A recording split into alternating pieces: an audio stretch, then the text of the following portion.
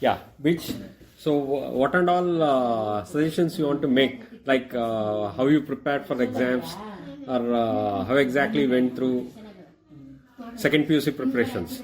Okay. Huh. So, firstly, I would say to completely go through the module. Not once, but at least 3 times you have to go through. You have to be thorough with every question they ask. And you have to do that with time. Like, time is the major thing. If you panic over there, then what you did for the last 2 years is gonna go in vain. So you have to set yourself a timer and take up all the stats and look into your mistakes as well so that you rectify them. That is one thing that I would tell. And then second is once you finish the module, then you can go and look into other books, other resources. So this, if you follow these 2 things throughout like the 2 years, then I think it will be pretty easy. Module, which module you are telling? The one that they give, the base modules. Base modules. Yeah. That is one is NCERT materials. Yeah. Whatever is given by NCERT material, standard thing. Another is base modules. Base modules. So you're talking about base modules. Base modules, exactly. So base modules, at least 3 times you have to go through. Yeah. Exactly. All the 2 things you told. One is base modules. Another is? Another one, if you are completely done with the base modules, then you can reference another reference books, like they give all these CET previous year's question papers and all the stuff. Those, after you finish the module, you can go through. But the college people itself, by the end of second PU, they itself will give you these reference books, like 10 years question papers of CET and board also they'll give. So if you follow that, then I think it's pretty easy to get through CET. And you have to keep in touch with first year as well. Like second PU, CET at least 70% is second PU and 30 is first PU. So even if you completely are thorough with second PU, you have to at least remember little bit of first year. It's like mandatory because 30% is first PU. You can't be like you have no idea about it. You have to know first PU as well. So that like you can brush up your concepts every 2-3 days on a daily basis. Then it's fine. So and boards anyhow they'll give you like every week tests. So if you are thorough with the chapters that they give tests, then at the end of the month or at the end of every exam, then you'll be thorough with the whole subject. So I would recommend not to miss one test also, because I've seen like so many people missing the test because of probably function or something like that. But then I would recommend not to miss even a single one. And then when they make these revision programs and all, they give you many worksheets. So all that and get back to the teacher for the... What is that revision program and worksheet? Revision program they'll make. One minute. Let's continue. Yeah. So at the end of first year, definitely in March or April, after the first year board exams, they would have revised the first year CET concepts and they would have given a test or something like that, so that you're thorough with the first year portions. Then they'll start second PU. So at the end of second PU, once they've finished all your portions and everything, they'll conduct something called revision program, where they'll segregate you into 3 sections. One is like for toppers and top 10 people. The next will be for average students, and the third will be below average students. So for these 3 sections, they'll give you worksheets, and then they'll make you solve it in the class with the teacher.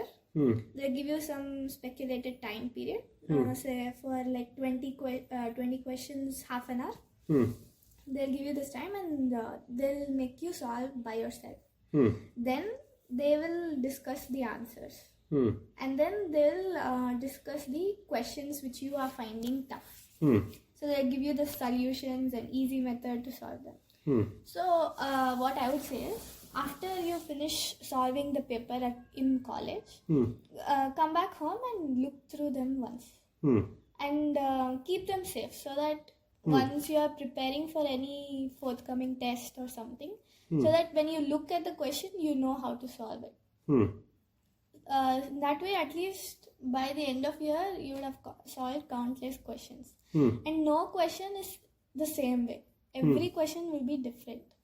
So your thinking will also increase. The way you think also will modify. And your time management skills also will improve. 1 minute. Let's continue. So other than that, I think boards will be pretty easy. But CET is the major thing. And every year it will keep changing. Like you can't be so sure that it's gonna be similar to the last year. Because for us, our last year seniors, for them at least, like from each subject, 5 to 6, 7 to 8 questions were out of syllabus, which was not even taught to them. So then again KEA modified the way of their marking scheme. This year for us, what happened was the paper was easy, which led to a lot of good scorers. And then the rank got inflated. So if a person who scored 100 out of 180 this year got a rank of around 13K or 12K, last year for the same marks, he would have gotten around below 10,000. But this year, due to the paper, it got inflated, the rank. And it's like every year they will increase the seats in every college. But it depends on the difficulty level of the paper, the number of students attending the exam, and the number of good scorers or toppers. So in that way, you can't really predict how your ranking is gonna come out in CET. But what you can control is how much you score in boards. So PCMB in boards, if you score very well, it will help you cover up your CET marks. So, but still, I would suggest to improve more in CET as well as boards, because boards is easier compared to CET. Same number of questions, same type. But CET is not like that. So you have to try to manage both. Once you find out which you are weak in, focus more on which you are stronger in. Make that perfect and then try to improve your weak spots, like in CET. Then other than that, if you solve previous year questions in boards, I think it's easy to score a centum in mathematics. Physics also, to a certain extent, you can score centum. You have to be thorough with the MCQs, yes. Other than that, all the derivations, all the theory part, I think it's pretty easy to score out of over there. Then in CET, you have to be thorough with NCERT, yes, but then they're not gonna give you similar questions. They'll probably modify it a lot. Like they go around the questions, they don't go straight to the point. But there are some questions like these standard reactions in chemistry, which they derive it from a different concept. They'll merge two concepts, they'll merge two questions, they'll create sub-questions for that. So those, if you can practice, those you'll get only if you practice a lot of questions, right? So it's better if you venture into different types of questions rather than how many questions you're solving. And I think, yeah, that's it. If you follow the module, mostly 80%, 70% you are complete. at least you have to do it 3 times, the module. Then I think you're 70% there. Other 30%, it depends on all other factors, like how your mindset is there in the exam hall, how the paper has come, how you're managing the time. All of that depends on the other 30%. So, past 10 years papers. So, along with whatever base modules you mentioned, past 10 years papers, where do you get from? It is given in the college itself? Yeah, they'll give it to you in the college itself. They'll give past 10 years question papers. Yeah, but see, like the syllabus from last 10 years was different from what we are having now. So they'll modify that and they'll give you. They won't give you like complete paper. They'll remove the questions which are not according to our syllabus for the current situation, and they'll give you, I think, harder questions than that, so that you are well prepared. And the questions which are there and which had appeared, that will be there. They'll give you like a tagline questions, like they'll mention the year which this question was mentioned or came up. So the module consists all of that. Okay. They give you like this one separate section called SAT, self-assessment test. That you have to keep a timer for 30 minutes and solve the 30 questions. In that SAT itself contains a lot of different types of questions and like questions which had appeared in the previous years. At the end of the year of second PU, they'll give you a separate one more book for CET, which contains at least 10 sample papers for each subject, physics, chemistry and maths, which has 60 questions. So what I did for my CET was I solved all those question papers in the time gap that we had for preparations. So, and with time, like 60 questions, 70 minutes. And one thing good about CET is you don't have negative markings, so you can guess also. But do the guesswork at the end. If you don't know one question, don't waste your time over there, just move on. But mark it, move on, finish all the questions, like theory questions that you know, and then the next time when you come, solve the questions that you know you can solve, which would have taken a longer time if you had gone through the first time. Solve the questions which you know you can solve. Do that and then come back again for the third time. Just tick the questions which you don't know at all. You have no clue, no idea how to solve. Just tick randomly. At least some answers that you might find familiar or similar, then you can do that. So overall, I would say go through the question paper 3 times. Once, all the questions that you know are so sure of or easy to answer, quick to answer. Second, the questions that you know the answer to but require time to solve. And third, which you have no idea about. Those you can mark randomly. So if you do that, then it will be easier to save your time as well, because you'll be moving fast through the question paper. And you can improve your precision. Don't one more thing I would add is don't sit and solve the whole thing. Like if you're getting decimal, you have to learn to approximate the answers. You can't sit and solve the whole question because you don't have calculator. You have to learn to approximate the question. You get one answer. If it is closest to the answers in the options, then you have to mark that. Because if you sit and solve the entire thing, it will take you hours to do it. There will be questions like that where which takes a lot of time for calculations. So what the teachers would say or recommend is they will tell you to do this. They will tell you to approximate your answer. If it is like 22.408 something, in place of that point 22.4, you just put 22 and go on solving.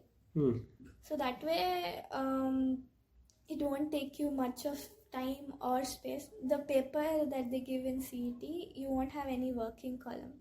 There's just gonna be this like small box, small space below the paper. That's all.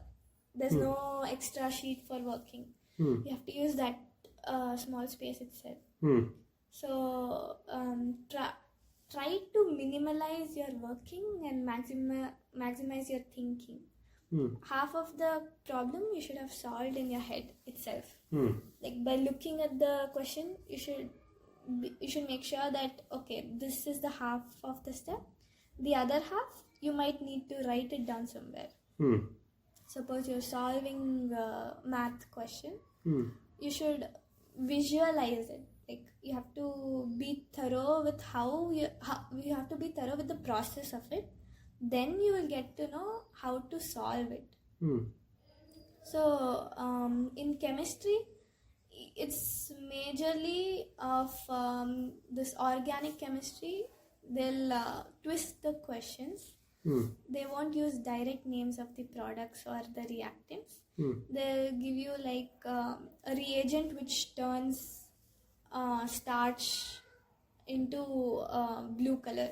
Then you should know it is iodine. They won't give you the name iodine. There'll be like a reagent which turns starch into blue color is used for this process, like that. Then you have to know the concept behind iodine. Only then you'll be able to relate it to this question. And in physics, you have to be thorough with your practicals as well, because for us this year they had included portions from practicals, like this screw gauge or all these instruments that they make you do in practical exam. Then I think apart from that, that's it. But every day you have to solve at least 15 to 30 questions. Every day? Every day. After college? After college, yes. After college, at home, at least 1 hour you have to dedicate completely for CET. 15 to 20 questions with timer. You solve and you like check, rectify, then go to the teacher if you have any doubt. I would recommend to keep maximum touch with the teachers, because they are the ones who gonna guide you through the entire process of it. So if you maintain like a good relationship with the teachers, then they'll carry you through. So yeah, that's pretty much it. 1 minute. Yeah. For past examination questions, you referred some any other material apart from base material? Or? No, I didn't refer any material. I just referred the base material because they itself were enough. They had all the questions, all the types of questions itself. And then at the end of the year, they'll give you these 2 books. One for board, one for CET. Boards also, it will have all the question papers. CET also, it will have all the question papers. So if you follow that, then it's fine. Arihant textbook, some material which is available outside. Did you refer that? No, I didn't refer that.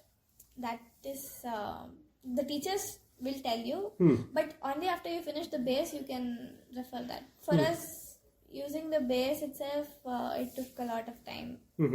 You won't have time to refer to other materials at this point of the year. It will take your time to finish the base itself. So if you finish the base module, it's fine. Then you can go to Arihant, or else you have to complete. Okay, so basically what is that?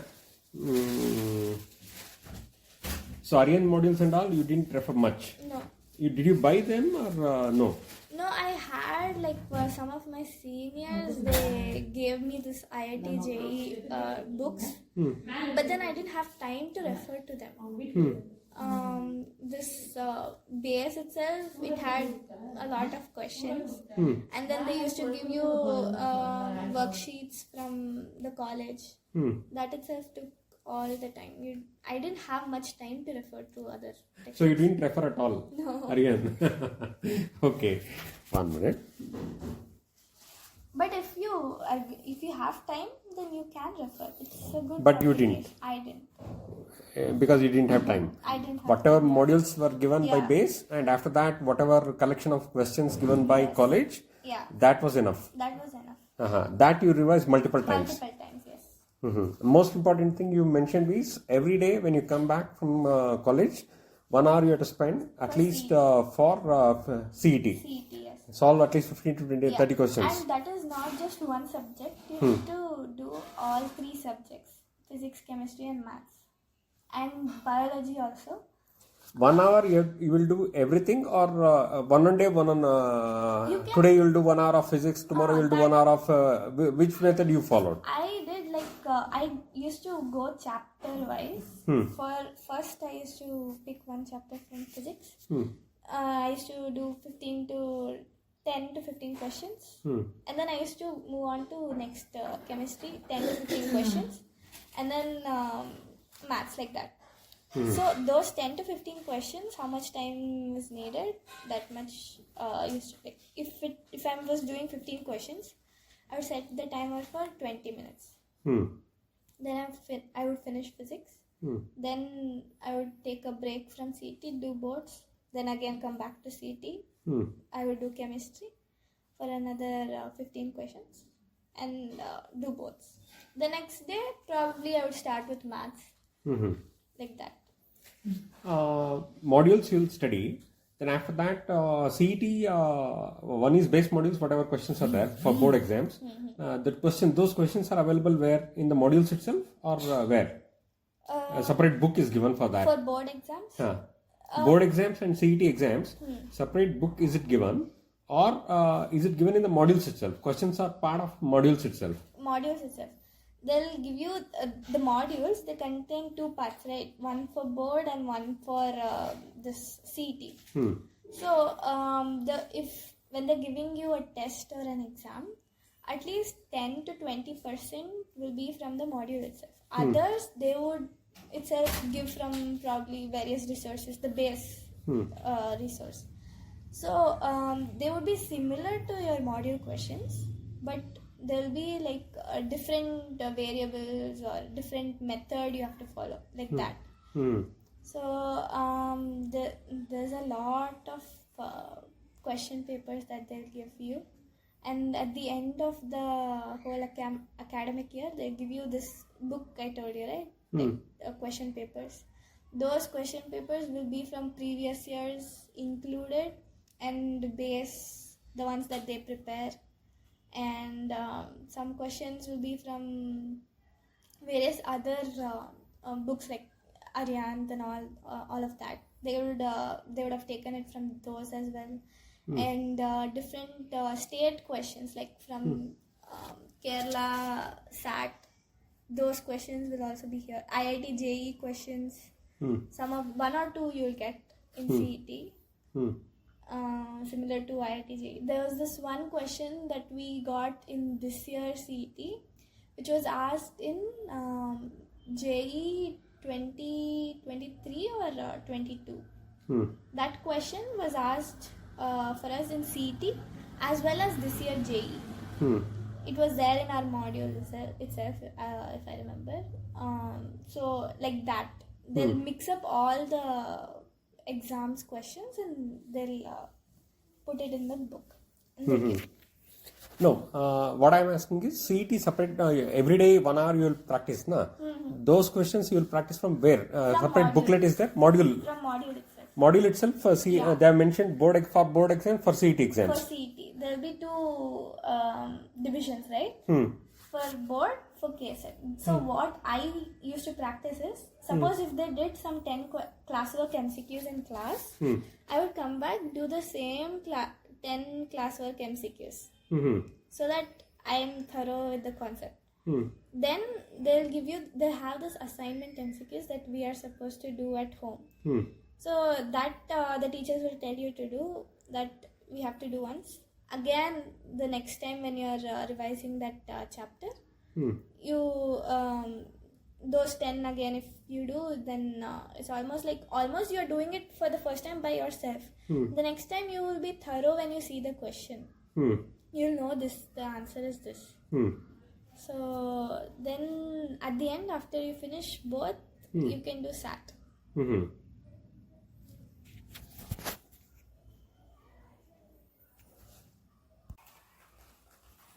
Yeah.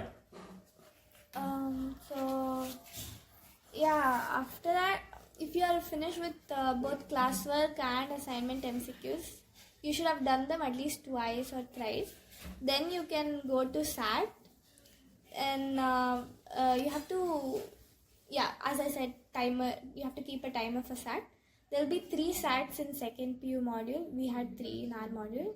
Maybe they would have increased this year or something, I don't know. But then you have to, the first SAT will be easy. It will contain the questions from your classwork and assignment MCQs. The second SAT will be comparatively harder. The third will be the hardest SAT. It will be the same concepts, but the questions, the level of difficulty will increase. So usually the teachers don't solve SATs. It is supposed to be done by us, but then they will upload the solutions in the portal. But that is only after, at the end of the year, somewhere like that. So if you have any doubt in the SAT, then you have to go to the teachers and get it clarified. They're not gonna ask you to do it. They'll just say once. After they finish one lesson, it is like our duty to finish the SAT. So if you finish that and then go to the teachers, and they'll pretty much clarify the doubts and solutions. That's it. Then at the end of this end of second PU, they will post all the solutions for all these classwork MCQs, assignments, SAT in the portal that you can download and keep and solve and check. So yeah. Normally, what time you go to sleep? It depends actually. I don't have a proper schedule. Usually 11:30, 10:30, something like that. 10:30, somewhere between 10:30 to 11:30. 10:30 to 11:30. It depends on the amount of work that I have the next day, or if I have any test or something. If I have a test, then it might extend till 12:30 or 1 sometimes, and I will wake up early, around 4, 5, something like that. It depends on how much I've completed. So usually it's 10:30, 11:30.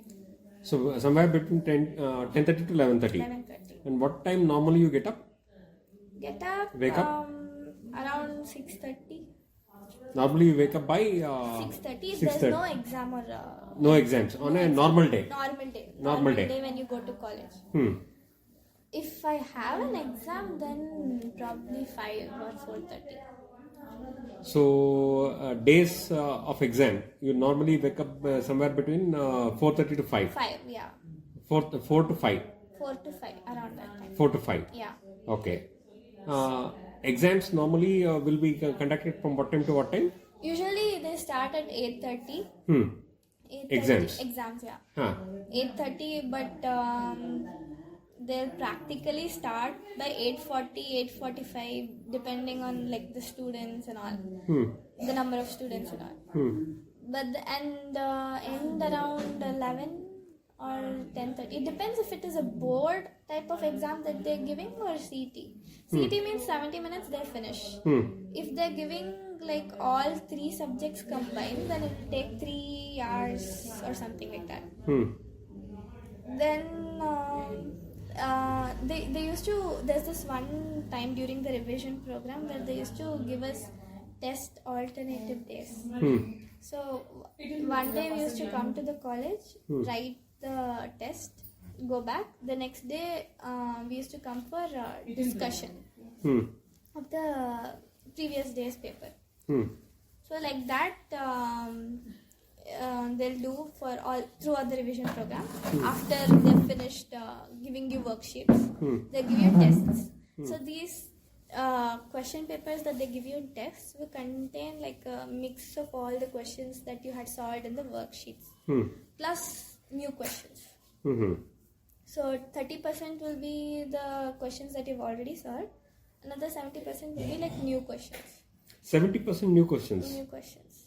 So it's very rare for you to find a repeated question.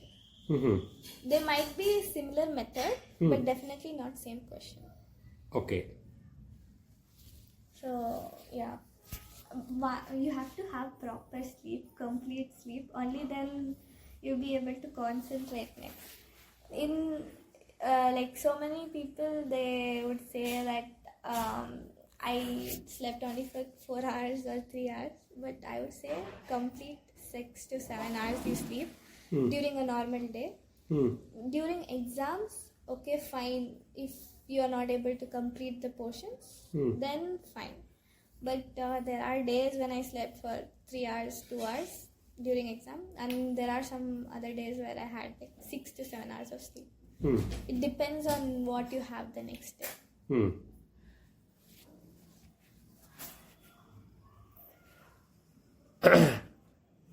Yeah, derivations, how do you suggest to go by? Like, if you want to master the derivations?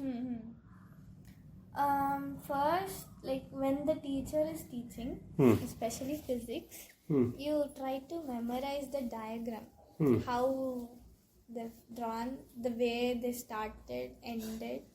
If you see the diagram, then your derivation is by yourself. It's automatic. For example, there's this one derivation in second PU called Wheatstone Bridge. If you remember how to draw it, then the rest of the derivation is general. You know how to write it. And they won't ask you like perfect pin to pin you have to write and all. It's just you need to have the keywords, the arrows, the directions, the symbols that you should be perfect with, and the units, all of that you should be perfect. And the words that you use, there are some keywords which you're not supposed to miss. If I remember, there was this one derivation in my physics paper of this year itself, board exam. I think I had missed one word and they had deducted 1 mark for it. So if it is a keyword, definitely do not miss it, or else they're gonna deduct one mark from 5 marks. So even if your entire derivation is correct and it's missing that word, then they'll deduct marks. And the diagram should be proper, clear, and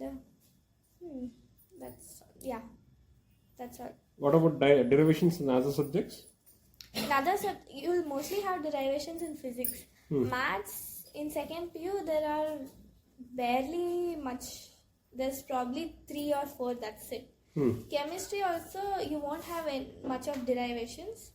Only in physical chemistry, there will be 2 or 3 derivations, which are also easy. It's like, you know the concept, you know the derivations in chemistry. Physics is the one that you have to like a bit by heart, and some are like concept based. Especially in magnetism chapters in physics, those are concept based. So as you go, you will get the next step. It's like that.